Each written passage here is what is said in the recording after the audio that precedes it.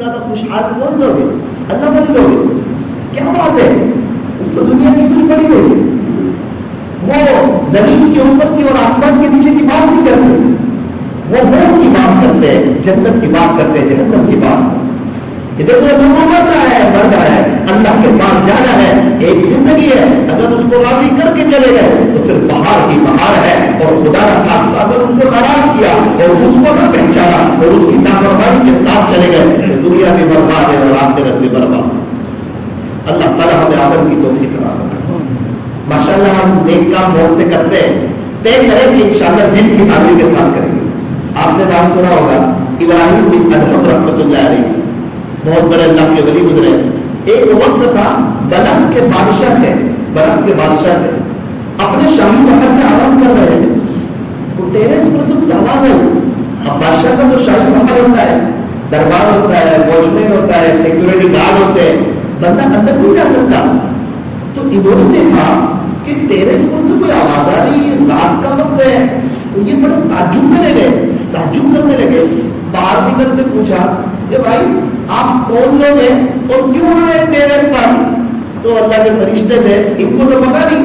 انہوں نے کہا کہ اصل میں ہمارا اونٹ گم ہو گیا ہے، ہم اس کو تلاش کر رہے ہیں. تو اچھا آپ کا اونٹ گم ہو گیا ہے تو آپ اسے ٹیرس پہ تلاش کرتے ہو؟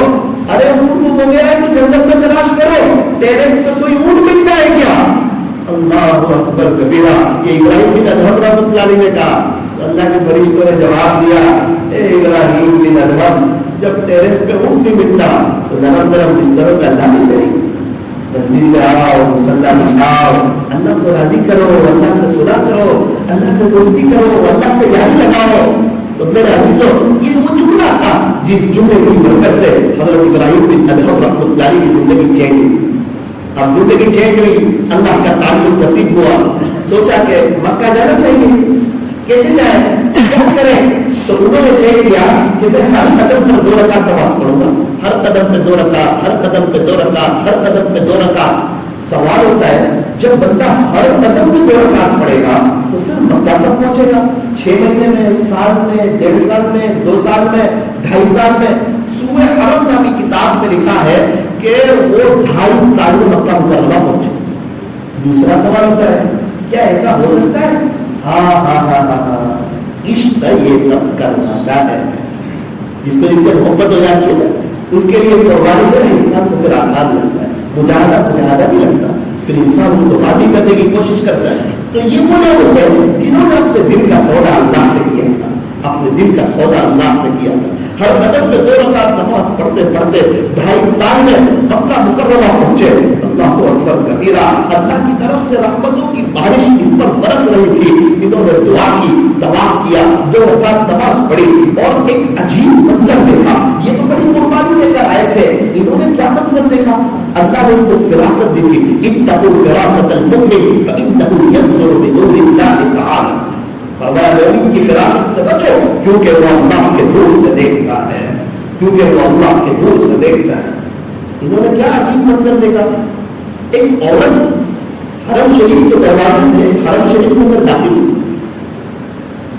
انہوں نے دیکھا کہ یہ عورت جو داخل ہوئی نا، یہ پردے سے ہے اور ان کے اوپر اللہ کی رحمتوں کی بارش برس رہی ہے اور ان سے زیادہ برس رہی ہے. تو ان کو بڑا تعجب ہوا کہ میں تو ہر قدم میں 2 رکعت نماز پڑھتا آیا، یہ اللہ کی بندی کیا کر کے آئی کہ میرے سے زیادہ اللہ کی رحمت اس پہ برس رہی ہے. قریب میں ایک بچہ تھا، اس سے پوچھا کہ بیٹا یہ عورت جو اندر آئی ہے غرفے میں، یہ کون ہے؟ چچا جان آپ نہیں جانتے؟ یہ مشہور عابدہ ہے، مشہور زاہدہ ہے، زمانہ جانتا ہے ان کو، آپ نہیں جانتے ان کو؟ کہا بیٹا میں پردیسی انسان سے مسافر ہوں، مجھے نہیں معلوم کہ کون ہے. بچے نے کہا کہ چچا جان یہ تو اللہ اکبر کبیرہ رابعہ بصریہ رحمۃ اللہ علیہ. اوہ یہ رابعہ؟ گئے رابعہ بصریہ کے پاس، سلام کیا. کہا رابعہ میں دیکھ رہا ہوں اللہ کی رحمتیں مجھ سے زیادہ تجھ پر برس رہی ہے، اللہ کی رحمتیں مجھ سے زیادہ تجھ پر برس رہی ہے، تو کیا کر کے آئی؟ ابراہیم رابعہ بصریہ نے فرمایا ابراہیم بن ادھم تو نیشاپور سے رب کے شاہی دربار میں پیشانی بچھاتا بچھاتا بچھاتا آیا، اور رابعہ اپنے رب کے شاہی دربار میں دل بچھاتی بچھاتی بچھاتی۔ ابراہیم تو جبھی نیاز کر کے آیا، رابعہ کل نیاز کر کے آیا۔ میرے یہ دل کا سودا اللہ کے ساتھ کرو، یہ دل ایک ہے، ایک اللہ کے لیے ہے، اس دل میں اللہ کے غیر کے لیے کوئی جگہ نہیں ہے۔ یہ دل حسد سے پاک ہو، عقیدہ سے پاک ہو، بغض سے پاک ہو، عداوت سے پاک ہو، نفرت سے پاک ہو۔ ارے ہماری زندگی ایسی ہو کہ ہم سے ہمارے گھر والے خوش، ہمارے پڑوس والے خوش، ہمارے شہر والے خوش، ہم سے ملنے جلنے والے خوش، ہمیں جاننے والے خوش، ہمیں نہ جاننے والے خوش۔ کیا بات فرمایا، ہمارے چہرے پر مسکراہٹ ہو، میٹھی زبان ہو، ٹھنڈا دماغ ہو، معاف کر دینے کا، سہ جانے کا اور برداشت کرنے کا جذبہ ہو۔ اللہ کی زمین پر ہم محبت سے چلنا سیکھے، معاف کرنا سیکھے اور اللہ سے اپنے تعلق کو مضبوط کرے، درود شریف استغفار کرے، نمازوں کا اہتمام کرے، صدقہ کرے، غریبوں کی مدد کرے، یتیموں کی مدد کرے، بیواؤں کی مدد کرے، اللہ کی مخلوق کو مدد کرے۔ ہماری طرف سے کسی کی کو بھی تکلیف نہ ہو، اس کی کوشش کریں۔ ہم ایسی قابل عشق زندگی گزاریں۔ اسی لیے فرمایا، ایسے رہا کرو کہ کرے لوگ آرزو، ایسے رہا کرو کہ کرے لوگ آرزو، ایسی چلن چلو کہ زمانہ مثال دے۔ اللہ تعالیٰ ہمیں ایسی قابل رشک زندگی گزارنے کی توفیق اور سعادت نصیب فرمائے۔ میرے عزیزو، یہ دنیا جو ہے یہ دل لگانے کی جگہ نہیں ہے، دل بنانے کی جو جگہ ہے وہ آخرت ہے۔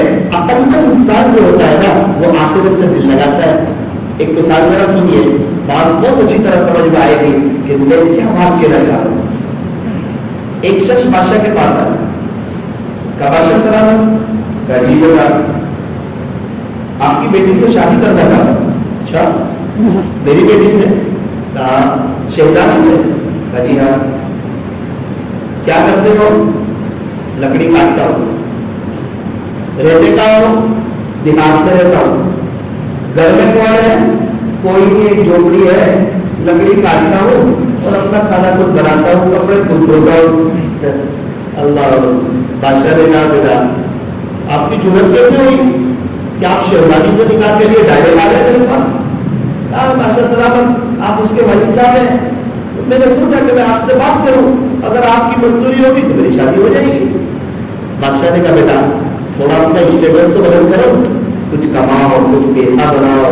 آپ کو بادشاہ کی بیٹی چاہیے اور وہ بھی ایک بیٹی ہے، اس کا کوئی بھائی نہیں، اس کا کوئی بہن نہیں، اور آپ بادشاہ کے داماد بننے والے ہو اور آپ لکڑی کاٹتے ہو، آپ کی جھوپڑی ہے۔ کا بادشاہ جو ہے یہی ہے میرے پاس، لیکن آپ کی بیٹی سے شادی کرے گا، چلے کوئی بات، آپ اپنا اسٹیٹس تھوڑا بدل کر لو، ہم شادی کرا دیں گے، تھوڑی محنت کر لو، مزدوری اور کر لو۔ اس نے تیز مزدوری کرنا شروع کی، مزدوری کرتا گیا، کچھ پیسے جمع کرتا گیا، تھوڑی اچھی مزدوری کی۔ بادشاہ سلامت خوش ہو گئے۔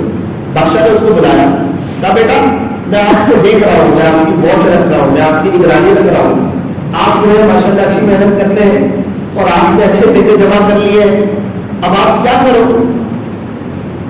دیکھو میں آپ کو ایک باقی دے دیتا ہوں، اب آپ کو گھر کا کوئی کام نہیں کرنا، آپ کا جو جھوپڑا ہے اس کا آپ کو کوئی کام نہیں کرنا، اب کپڑے وہ دے دے گی، آپ کا کھانا وہ بنا دے گی، دسترخوان وہ بچھا دے گی، آپ نے جتنی محنت کی ہے تھوڑی سی محنت اور بڑھا دو۔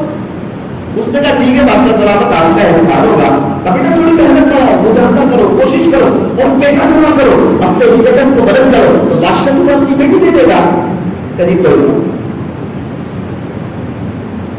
اس نے محنت بڑھا دی، بادشاہ نے واچ کیا کہ ہاں 3-4 گھنٹے اور بڑھا دی، اچھا خاصا پیسہ جمع کر لیا، باقی گھر کا کام کاج سنبھالنے لگے۔ بادشاہ سمجھ گیا اب وہ وقت آیا ہے کہ اس کو بیٹی دینی چاہیے، کیونکہ بادشاہ کا ہوشیار ہے، سمجھدار ہے، خوبصورت ہے، پیسہ کمانا جانتا ہے۔ بادشاہ اس سے پیسہ کموانا نہیں چاہتا تھا، بادشاہ کے پاس کوئی کمی نہیں تھی۔ پھر بادشاہ نے سوچا کہ یار میرا کوئی بیٹا بھی نہیں ہے، کیا بہتر ہو کہ میرا نام یہی بادشاہ بن جائے۔ میرے بعد یہ بادشاہ بن جائے، اس کے پاس پھر شاہی رعایا ہوگی، اس کے پاس پیسہ ہوگا، اور اس کے پاس تو دنیا بھر کی چیزیں ہوگی، ہیرے جواہرات ہوتی ہوگی، اور اب یہ شاہی محل میں رہے گا، میری ایک سے ایک بیٹی ہے، امید ہے کہ میری بیٹی کو خوش رکھے گا۔ بادشاہ پلاننگ بنا رہا ہے، شادی کی تاریخ کے بارے میں سوچ رہا ہے۔ اب سننا، ایک آدمی آیا، آگے کہا بادشاہ سلامت، جی آپ کا جو دعویٰ کرنے والا تھا نا، ہاں سنا کچھ آپ نے اس کے بارے میں؟ کہا بیٹا میں نے تو کچھ نہیں سنا۔ کہا بادشاہ سلامت، اس کی آنکھ تو بادی سے مل گئی اور 4 دن پہلے اس نے بادی سے شادی کی۔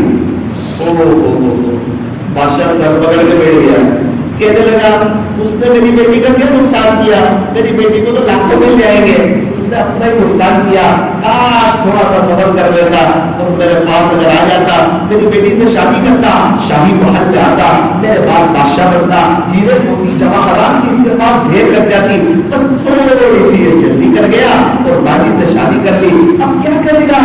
آپ جھوپڑی میں رہے گا، لکڑی کاٹے گا اور سیدھی سادی غربت میں اپنی زندگی گزارے۔ کاش تھوڑا سا صبر کر لیتا، میرے پاس آتا تو اس کو شہزادی مل جاتی، اس کو پیسے مل جاتے، اس کو بہت ساری نعمتیں مل جاتی۔ میرے عزیزو، ساری بات کا خلاصہ یہ ہے، یہ دنیا باقی ہے اور آخرت شہزادی۔ دنیا کیا ہے؟ باقی ہے، ختم ہو جانے والی ہے۔ نہ ہمارا گھر ہمیشہ رہے گا، نہ ہم ہمارے گھر میں ہمیشہ رہیں گے، نہ ہماری فیملی ہمیشہ رہے گی، نہ ہم ہماری فیملی میں ہمیشہ رہیں گے۔ ہم سب کو ایک نہ ایک دن اپنے اللہ کے پاس جانا ہے، تو ہم کیوں اس کو راضی کرنے میں جائیں؟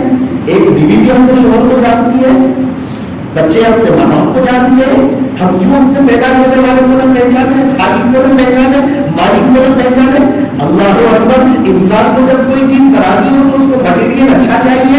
اللہ نے انسانوں کو بنایا اور مٹیریل میں ناپاک کا استعمال کیا اور اپنی قدرت کو بتایا۔ انسان بغیر روشنی کے چائے نہیں بنا سکتا، اور اللہ تبارک و تعالیٰ نے انسان کے ہاتھ پیر کان ناک زبان ماں کے پیٹ میں کئی اندھیری کوٹریوں میں بنایا۔ آسمان اسی کا ہے، زمین اسی کی ہے، یہ چاند سورج ستارے چرندے پرندے درندے، یہ 18,000 قسم کی مخلوقات یہ ایک اللہ نے بنائی ہے۔ آسمان سے پانی وہی برساتا ہے، زمین سے غلے کو وہی اگاتا ہے، انڈے سے بچے کو وہی نکالتا ہے، ساری دنیا کا نظام وہی چلاتا ہے۔ وہی خالق ہے، وہی مالک ہے، وہی مددگار ہے، وہی بادشاہ ہے، وہی شہنشاہ ہے، وہی احکم الحاکمین ہے۔ اسی اللہ کے پاس سے آئے ہیں، اسی اللہ کے پاس جانا ہے۔ اس لیے میرے عزیزو، طے کرو کہ انشاءاللہ آخرت کی تیاری کریں گے، اللہ کو راضی کریں گے، اللہ سے صلح کریں گے۔ ہم لوگ تو ذرا پولیس پر آئے ہوئے تھے، سوچا تو ذرا ڈولا والوں نے کہا کہ کچھ آپ بات کر دو، ہمیں تو شری نگر وغیرہ جانا ہے۔ کچھ بات اللہ نے جو دن میں ڈالی وہ آپ کے سامنے رکھ دی، تو طے کریں انشاءاللہ عمل کریں گے، آخرت کو سامنے رکھ کر کے زندگی گزاریں گے۔ میں کیا بات کروں آپ کو، سورت میں ایک تاجر سے ملاقات ہوئی تو ماشاءاللہ ان کے ہاتھ میں تسبیح پڑھ رہے ہیں، تسبیح پڑھ رہے ہیں، درود شریف پڑھ رہے ہیں، استغفار کر رہے ہیں۔ میں نے کہا کہ چچا جان آپ کیا کرتے ہو؟ کہتے لگے مولانا صاحب میں سورت میں ایک مسجد ہے، وہ 5 نماز میں اسی مسجد میں پڑھتا ہوں، فجر کی نماز کے بعد مسجد اور جماعت میں بیٹھتا ہوں، ایک پارہ اللہ کا قرآن پڑھتا ہوں، پھر میں شراب پڑھتا ہوں، چاش کے وقت میں چاش پڑھتا ہوں، 12 بجے میں دکان پر آتا ہوں۔ سورت میں دکانیں لیٹ بند ہوتی ہے، کہا مولانا صاحب میں 12 بجے دکان پر آتا ہوں اور رات 12 بجے تک آپ میں تصویر رہتی ہے۔ اللہ کا بہت بڑا احسان ہے، پچھلے 5 سال سے میں 5000 مرتبہ کلمہ پڑھتا ہوں، اس کے بعد 5000 مرتبہ درود شریف پڑھتا ہوں، اس کے بعد میں 5000 مرتبہ استغفار کرتا ہوں۔ اللہ اکبر کبیرہ۔ میں تعجب میں رہ گیا، ایک تاجر شخص ہے جو بزنس مین ہے اور بزنس کر رہا ہے اور ان کے پاس اپنے اللہ کے لیے وقت ہے، اللہ سے صلح کرنے کے لیے وقت ہے، اللہ کو راضی کرنے کے لیے وقت ہے۔ وہ وقت کس نے بنایا ہے؟ اللہ نے بنایا ہے۔ جو اللہ کو وقت دے گا اس کے اچھے دن آ جائیں گے، اس کی زندگی میں بہار آ جائے گی۔ اس لیے میرے عزیزو، اذان کے ساتھ مسجد میں آؤ، اپنے اولاد کو وصول کرو، اللہ کا قرآن پڑھو، کچھ بھی مانگنا ہے اپنے اللہ سے مانگو، اپنے اللہ کو بلند کرو۔ احسن الی من اساء الیک، جو برائی کا معاملہ کرے اس کے ساتھ اچھائی کا معاملہ کرو، جو توڑے اس کے ساتھ جوڑو، جو ہمارے راستے میں کانٹے بچھائے اس کے راستے میں پھول بچھاؤ۔ پھول کانٹوں کے درمیان اچھے لگتے ہیں، ایک اچھے انسان بن کر کے اپنی زندگی کو گزارو۔ ارے ہمیں دیکھ کر کے لوگ یوں کہے کہ جب امتی کا یہ عالم ہے تو تاجدار مدینہ کا کیا؟ جب یہ امت کی اس کا یہ عالم ہے، اس کی ایسی زندگی ہے، یہ کسی کو تکلیف نہیں پہنچاتا، یہ کسی کو برا نہیں چاہتا، یہ ہر ایک کا خیر خواہ ہے، تو میرے عزیزوں پھر ہمارے نبی کا کیا؟ فکر نبی جس کے سینے میں ہے وہ مدینے میں نہ ہو کر بھی مدینے میں ہے، اور فکر نبی جس کے سینے میں نہیں ہے وہ مدینے میں ہو کر بھی مدینے میں نہیں ہے۔ اور ایک بار بتاؤ آپ کو، اللہ پاک بڑے کریم ہے، بڑے رحیم ہے، معاف کرنے والے، معاف کر کے خوش ہوتے ہیں، معافی مانگنے والوں کو پسند کرواتے ہیں۔ سیدنا حضرت موسیٰ علیہ نبینا وعلیہ الصلوۃ والسلام کا زمانہ ہے۔ حضرت موسیٰ علیہ السلام کا تذکرہ قرآن کریم کے 28 پاروں میں، چھٹے پارے میں اللہ تبارک و تعالیٰ نے ارشاد فرمایا وَكَلَّمَ اللَّهُ مُوسَىٰ تَكْلِيمًا، کہ موسیٰ علیہ السلام تو اللہ تبارک و تعالیٰ سے بات چیت کیا کرتے تھے۔ موسیٰ علیہ السلام تو کلیم اللہ تھے، موسیٰ علیہ السلام کی تو اللہ سے بات چیت ہوا کرتی تھی۔ موسیٰ علیہ السلام کے زمانے کا کلمہ یہ تھا لا الہ الا اللہ موسیٰ کلیم اللہ۔ یہ موسیٰ علیہ السلام کے زمانے کا کلمہ تھا، اللہ سے بات چیت کرتے تھے نا۔ اب نے اللہ سے کہا کہ باری تعالیٰ میں جو ابھی سب سے بڑا گنہگار ہے، جس نے آپ کو ناراض کر دیا ہے، اللہ نے اس کو دیکھنا چاہتا، جس نے اللہ کو بہت زیادہ ناراض کیا، پاپ پاپ کیے، گناہ کیے، آنکھوں کو غلط استعمال کیا، کان کا غلط استعمال کیا، زبان کا غلط استعمال کیا، اللہ کی زمین پر رہتے ہوئے اپنے خالق ہی کو ناراض کر دیا۔ اللہ جو سب سے بڑا گنہگار ہے، موسیٰ اس کو دیکھنا چاہتا ہے۔ اللہ نے بتا دیا کہ موسیٰ دیکھیے وہ بندہ ہے جس نے مجھے بہت ناراض کیا، جس نے بہت گناہ کیے اور جس نے مجھے ناراض کیا۔ موسیٰ علیہ السلام نے اس کی زیارت کر دی، ایک مدت گزری، موسیٰ علیہ السلام نے پھر اللہ سے بات چیت کی، کہ اللہ پاک میں نے کہا تھا گنہگار بندے کو دیکھنا چاہتا ہوں، آپ نے وہ تو بتا دیا، اور ابھی جو سب سے زیادہ نیکوکار اور فرما بردار بندہ ہے تو اس کو دیکھنا چاہتا۔ اللہ نے فرمایا موسیٰ فلاں جگہ میں، موسیٰ علیہ السلام گئے، اس بندے کی زیارت کی، اللہ اکبر، جیسے ہی زیارت کی موسیٰ علیہ السلام کی کیفیت ایک دم چینج ہو گئی، آپ ایک دم حیرت میں پڑ گئے، تعجب میں پڑ گئے۔ اللہ سے بات چیت ہوتی تھی، اللہ سے کہا کہ بھائی تعالیٰ میں نے آپ سے کہا تھا کہ میں سب سے بڑے گنہگار کو دیکھنا چاہتا ہوں، تو آپ نے ایک بندہ مجھے بتا دیا تھا، پھر کچھ وقت کے بعد میں نے کہا کہ اب جو سب سے زیادہ نیکوکار ہے، جس نے آپ کو راضی کیا ہوا ہے، رب کریم میں اس کو دیکھنا چاہتا ہوں۔ اللہ جی میں بڑی شوق سے اس کو دیکھنے کے لیے گیا، میری حیرت کی انتہا نہیں، یہ تو کوئی بندہ تھا تو کچھ وقت پہلے آپ نے بتایا تھا کہ موسیٰ اس نے ہم کو ناراض کر رکھا ہے۔ اللہ جی سمجھ میں نہیں آتا سب سے بڑا گنہگار کون تھا؟